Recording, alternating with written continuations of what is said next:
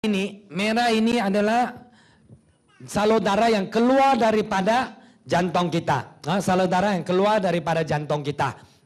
Jadi dia jantung akan mengepam dan menghantar hasiat, hormon, air dan oksigen melalui salur darah ini ke seluruh tubuh badan kita dan sampailah ke kulit-kulit kita, jari kita itu dia akan memecah melalui kapilaris.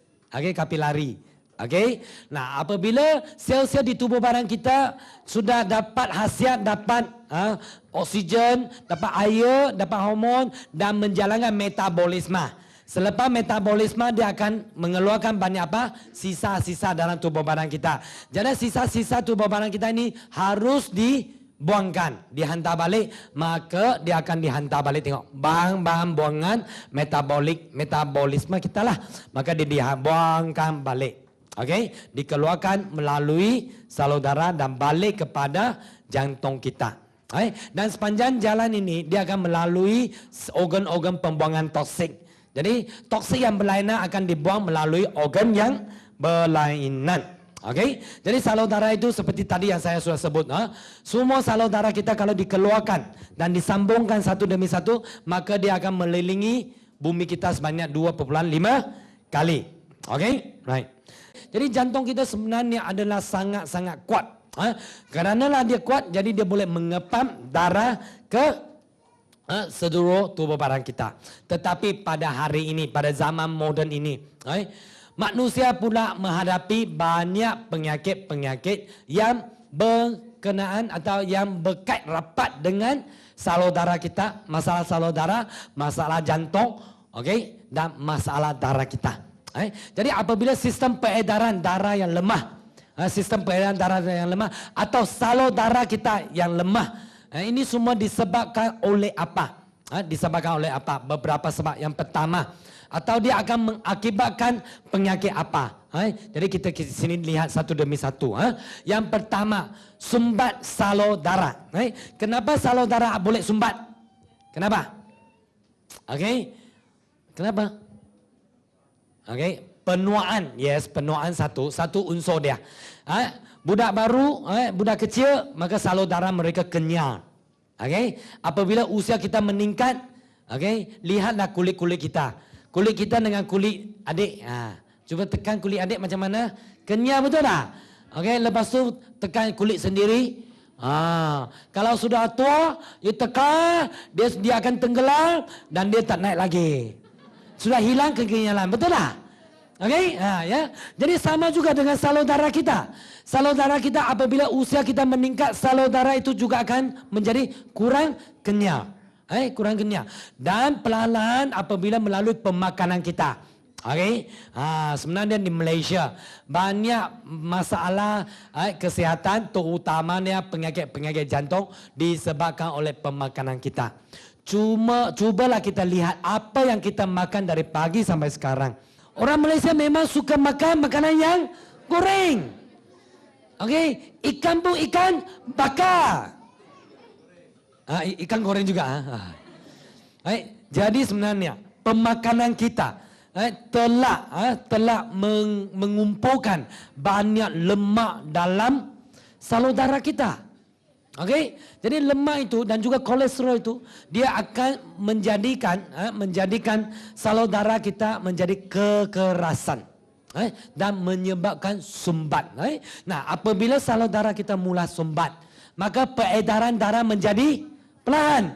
Sepertilah hari ini, kalau di highway, di jalan ada kereta rosak di tengah jalan, apa berlaku? Jam, traffic jam. Sama juga kalau hari ini dalam salur darah kita ada kolesterol yang sumbat. Jadi apa berlaku? Peredaran darah juga traffic jam. Nah, apabila peredaran darah traffic jam, pengedaran darah yang lambat, apa yang berlaku? Mula-mula anda sudah akan perasa tidak dapat menumpukan perhatian. Bagaimana anda akan perasan? Senang saja. Tadi datang dengan kereta. Ada siapa yang sudah tutup pintu kereta nak jalan-jalan? Tadi ada tutup dah. Tekan lagi. Titiu ada dah. Ada. Itulah. Apabila buat kerja tidak dapat menumpukan perhatian. Suri rumah tangga yang tengah masak-masak. tadi ada letak garam tak? Letak lagi, betul tak? Okey, tak dapat menumbuhkan perhatian. Ini tanda-tanda awal kena jaga. Kedua, tahap tenaga yang rendah. Okey, tak sampai petang saja sudah jadi lesu, letih, maya, tak bertenaga lagi. Jadi ini sebenarnya telah memberitahu kita bahawa peredaran darah kita sudah lambat. Penghantaran hasiat sudah menjadi kurang. Okey, jadi apabila kita tidak menjaga, maka dia akan mengakibatkan komplikasi yang lebih serius.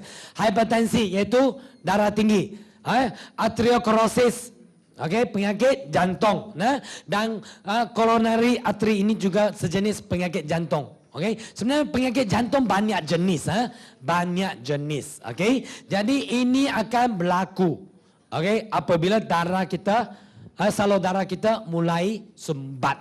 Okey. Nah, yang kedua, apabila peredaran darah kita lemah, perlahan, okey, maka darah tidak yang dihantar ke otak juga tidak mencukupi. Otak perlukan 20% daripada jumlah darah. Jadi penghantaran darah ke otak tak cukup, maka apa berlaku? Sakit kepala. Nah, kenapa banyak kes di Elkena apabila ada orang yang sakit kepala, lepas tu kita guasa dengan dia. Gosok, sakit kepala boleh hilang. Makan painkiller, makan masih sakit lagi, betul tak? Kita digunakan untuk menggores pada tubuh badan kita. Kalaulah kita menggores pada kepala kita, boleh mengurangkan sakit kepala atau sehingga menghilangkan sakit kepala. Kenapa? Nah, salah satu masalah sakit kepala adalah kekurangan darah ke otak. Jadi apabila kita guasa kepala kita, okey, maka ini akan membantu untuk peredaran darah yang lebih banyak ke otak. Jadi darah lebih banyak ke otak, maksudnya oksigen pun banyak ke otak, hasiat pun banyak ke otak. Maka otak jadi sihat, tak sakitlah, itu saja. Jadi siapa yang sakit otak bukan sakit otak, sakit kepala, nasib baik tak ada orang yang mengantuk. Siapa yang sakit kepala di sini, tak semestinya makan painkiller.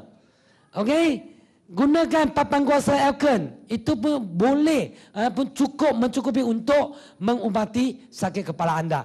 Itu adalah disebabkan oleh pengedaran darah yang lemah. Okey, yang kedua, tanda-tanda awal, pening kepala dan daya ingatan yang menjadi lemah. Okey, suami hari jadi bila tak tahu, isteri hari kahwin tak tahu. Betul tak? Okey, banyak benda perkara-perkara sudah lupa. Okey, maksud dia otak itu sudah kurang hasiat. Apabila otak sudah kurang hasiat, maka berlakulah ini penyakit orang tua, demensia. Demensia itu pakai apa? Nyanyuk. Okey. Dan kalaulah kekurangan darah dan oksigen ke otak kita, maka berlakulah stroke. Ini mungkin berlaku. Okey? Right. Kerana stroke berlaku disebutkan saja, banyak orang kata, darah pecah, salur darah pecah di otak kena stroke, betul tak? Selalu kita dengar adalah salur darah pecah di otak, maka dapat stroke. Sebenarnya kekurangan darah ke otak juga akan menyebabkan stroke. Stroke ada dua jenis. Nah, di sini. Okey. Stroke hemorrhagic dan stroke ischemic. Ischemic. Okey. Ini dia. Stroke ini, jenis ini adalah salur darah pecah. Salur darah di otak pecah menyebabkan darah mengalir ke dalam sel otak. Okey, ini menyebabkan stroke. Tapi kalaulah salur darah yang hantar hasiat ke otak kita sudah sumbat oleh kolesterol, sumbat oleh plak, sehingga kekurangan darah ke otak juga menyebabkan stroke juga. Jadi stroke ada dua jenis. Jadi Persatuan Stroke Nasional Malaysia menganggarkan 40,000 orang di Malaysia menghidapi stroke setiap tahun. 40,000 orang. Okey, 40,000 orang. Maksudnya lebih kurang tiap jam itu ada 6 hingga 7 orang. 6 hingga 7 orang di Malaysia menghadapi stroke. Okey, tiap-tiap hari. Jadi bilangan ini adalah sangat mendahsyatkan.